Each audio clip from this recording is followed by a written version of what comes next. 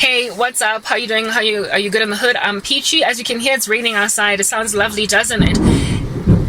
There we go. Thank you, Jesus. It's better, the sound of the rain from my car than in there, because the roof of where it is that I stay is corrugated iron. As you can gauge, the shack over there is corrugated iron, and my goodness, like, rain landing on there is just ridiculous. It's extremely loud, so it's much better, the sound, the acoustics in the car. I wish I hadn't done what I did, because now it messed up with like the view, the lighting conditions of my situation right now. But I don't know, I'll be fine-ish. I don't know. Yes, let me be a little bit. Yeah, there we go. My little dangling light is helping. Okay, so I was giving you a little bit of a historical synopsis, an explanation, Yana, of the travesty of what's going on in my particular neighborhood, so you can understand just how far from glory South Africa has fallen. Like, you don't repay evil with evil, neither do you put a band-aid on a cancer or spray cologne on a corpse. You also do not correct wrong with more wrong. You know, yeah, but that's what's happening. Okay, so South Africa was historically broken up into groups of people based on their race, and black people were the lowest in the rung, okay, followed closely by colored people, followed then by Indians slash Asian people, like Indians, and the Chinese, the Korean individuals were then clumped up in one group, and then there were the white people. So essentially, because they were on a tier that stepped upward, colored people had better treatment than black people, and colored people had less good treatment.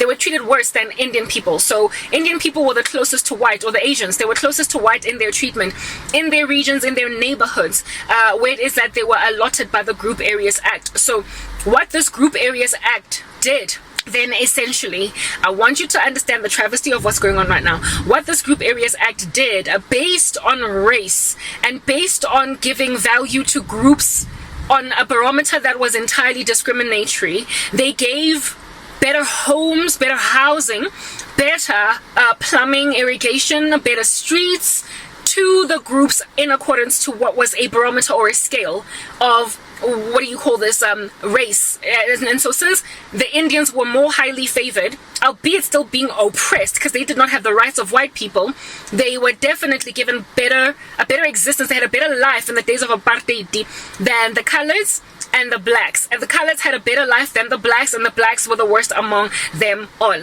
That is thoroughly comprehended, it is understood, which is the reason why employment equity laws, or BE laws, whatever, in this country will first and foremost give favor in trying to recalibrate or retribute stuff to black people, followed closely by the colored people, and then followed then by Indian folk, right?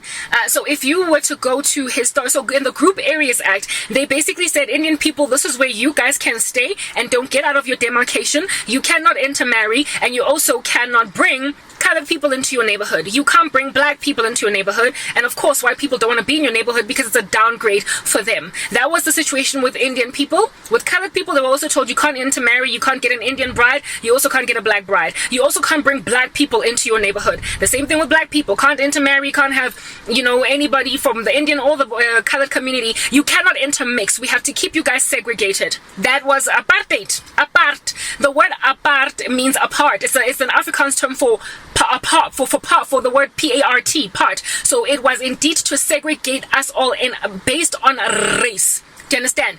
That's what used to happen in the days of Apartheid. So under Group Areas Act, because they gave Indian people a better standing than coloreds and blacks, colored people better standing than blacks, and black people were the worst off when it came to infrastructure, when it came to building of roads, when it came to building of houses, supermarkets, whatnot. Essentially, just catering to the people on the ground, your countrymen as a government. They gave us scraps. It was like not a ripple effect, but what is this, a waterfall effect? You know how with the waterfall effect, whatever is at the uppermost gets the baddest and best kind of source of water.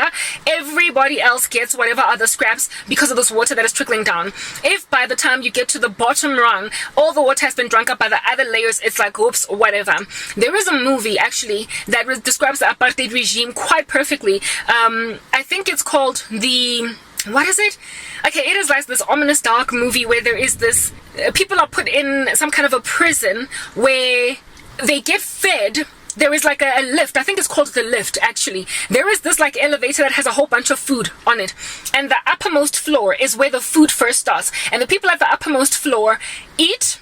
Do you understand what I'm saying? And when they're done eating, they can't take the food and bank it. They can't store food for themselves. They have to put it back on that place, and then the next layer will eat. Then the next layer, the next layer. So if you're on the first layer, now I don't eat the first floor, which is actually the uppermost floor, you can opulently eat what you want and you won't go hungry, right? You then move to the second floor and you still are eating relatively well. By the time you get to the 200th floor, there's just scraps of bread. By the time you get to the most bottom floor, there's nothing at all left on there. Do you understand? So based on how good you've been or what your decision in joining this program is, you could find yourself literally being starved for 30 days straight. And some people end up eating each other. They end up killing each other to eat because there is no food anymore left on this lift. And it goes down, down, down. The apartheid regime was like that.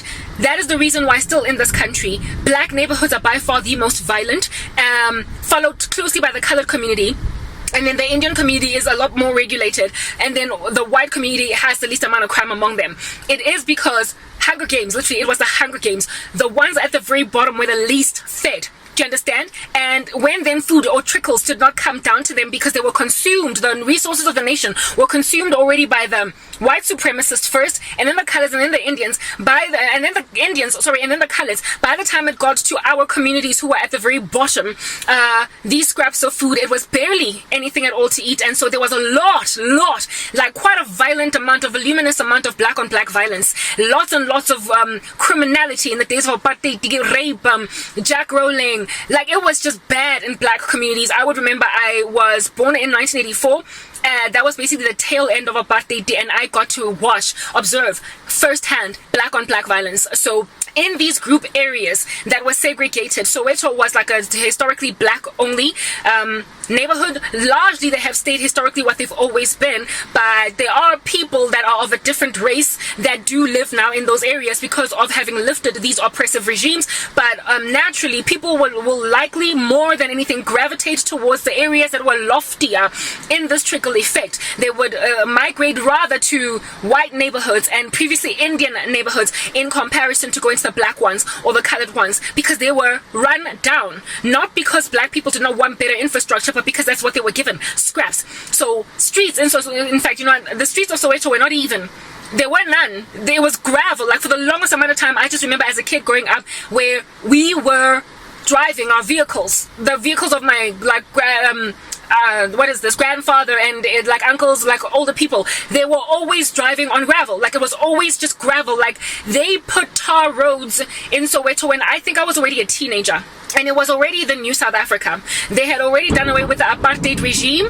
The apartheid regime was officially cancelled prior to 1994, but the democratic elections happened in 1994, and I was 10 years old in 94. So by the time they did put tarred roads in Tladi, Soweto, where I grew up, I was literally in high school, and I was not even living there anymore. My mom had moved to the suburbs because once the oppressive laws were lifted, the previously disadvantaged group areas that were in the lower rungs, like Indian people, black people, and colored people, they migrated to the loftier suburbs if at all they could afford to. So that is just literally how it is that naturally we operate as living organisms. If you think about osmosis, the largely concentrated section of a cell is going to be the one that water migrates to. So the impoverished and historically parched of good infrastructure and provision of everything that they need are like water, and they would necessarily then of course go to the more wealth concentrated areas. So white areas are the ones that got filled up, essentially reverse gentrified by the influx of colored people, Indian people, and black people in there once they could afford to, because now the group areas laws were eroded. They were eradicated by the bringing down of that oppressive regime. So rarely did white people go to Soweto. They could if they wanted, but they just didn't wanna. And neither did colored people move to Soweto. Neither did black people move. However, black people were happy to move over to Indian neighborhoods as well as white neighborhoods, not even so much colored neighborhoods. Let's move to the next part.